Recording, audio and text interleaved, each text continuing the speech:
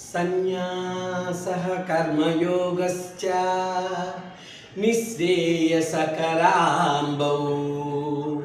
తయోస్తు కర్మ సన్యాసాత్ కర్మయోగో విశిష్యతే. కర్మ సన్యాసములు రెండును మోక్ష సోపాన సాధనము.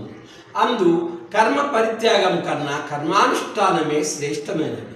బ్రహ్మణ్యాదాయ కర్మాణి సంగం త్యక్త్వా కరోతి యః లిప్యతే న స పాపేన పద్మపత్ర విభాంబస. ఎవరు ఫలాపేక్ష కాంక్షింపక బ్రహ్మార్పణముగా కర్మలను ఆచరించునో అతడు తామరాకులు నీటి బిందువులు అంటనీతిగా పాపములను చిక్కుబడడు. జ్ఞానేన తు తదజ్ఞానం ఏషాం నాశితమాత్మనా తేషామాదిత్యవజ్ఞానం ప్రకాశయతి తత్పరం. ఎవరి అజ్ఞానము జ్ఞానం చేత నశింపబడును అతనికి జ్ఞానము సూర్యుని వలె ప్రకాశించి పరమాత్మ తత్వమును చూపు.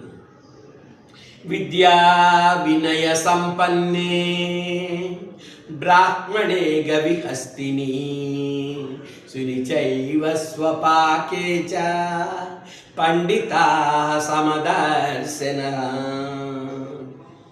విద్యా వినయ సంపన్నులకు బ్రాహ్మణుని యందును సునకము సునకమాంసము వండుకుని తిని వారి యందును పండితులు సమదృష్టి కలిగి యందును. శక్నోతి హైవ యశోఢూ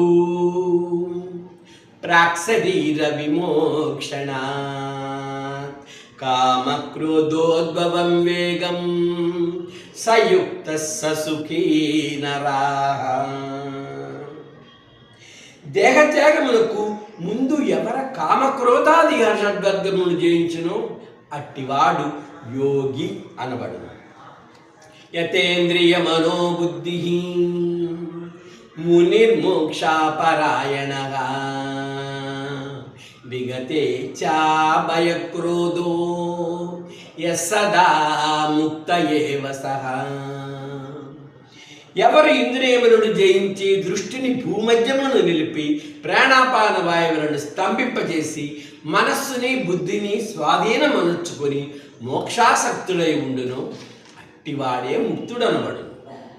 భోక్తారం యజ్ఞతపసా సర్వలోకమహేశ్వరం సుహృదయం సర్వభూతానాం